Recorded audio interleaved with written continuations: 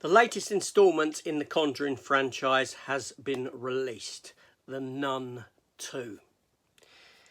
Is this film any good, or should we drop it like a bad habit? Let's find out.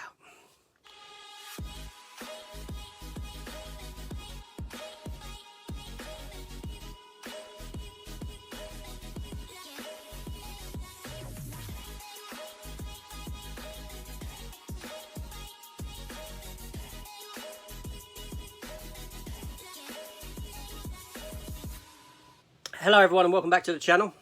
Welcome to my review for the new instalment within the Conjuring franchise, that being The Nun 2, the sequel to the 2018 film The Nun.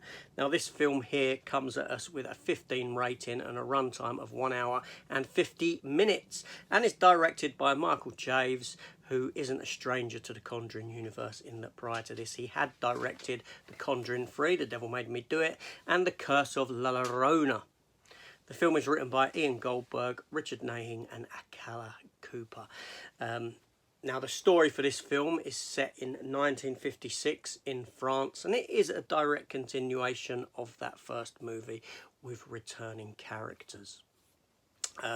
There's an evil spreading across Europe from the direction of Romania to France, heading west. The evil is being kept an eye on by the church because certain individuals within the church at different holy places are being killed en route, and the church calls upon Sister Irene, played by Thaisa Farmaga, yet again, to go and investigate the goings-on, because she's the only person within the church that has had any dealings with this demonic nun. And she is joined by Sister Deborah, played by Storm Reed. They have to go off and figure out the goings-on. I'm not going to spoil this film. This review is going to be spoiler-free for certain.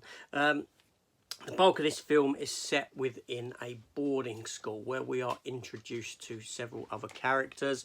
A young girl played by Caitlin Rose Downey called Sophie.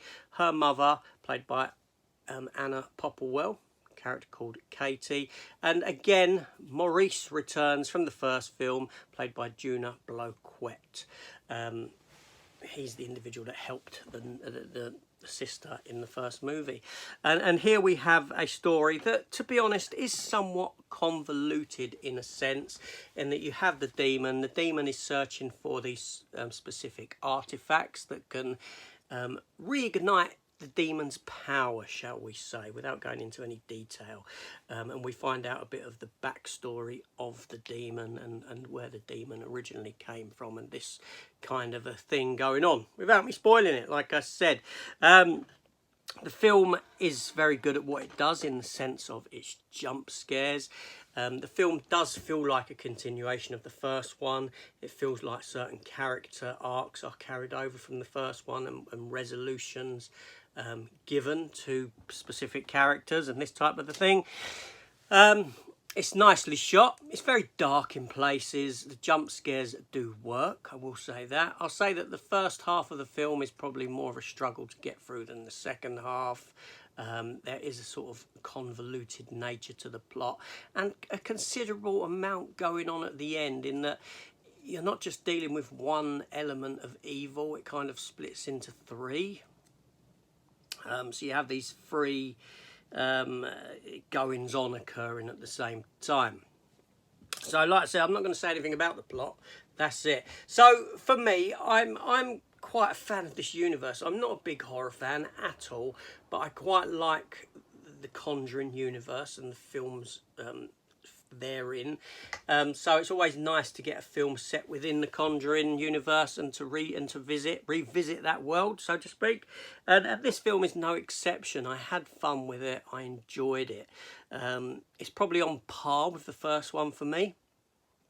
No worse, no better. It's creepy in what it does. It's got a very dark aesthetic to it. The setting is nice.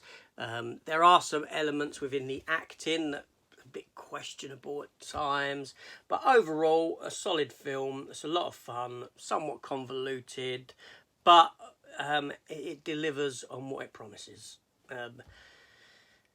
Yeah, I had a good time with it. what more can I say? Yeah, it's a film that I will add to the collection and rewatch again. So there we go. This is AJ. Thanks for watching, and I'll see you on the next one.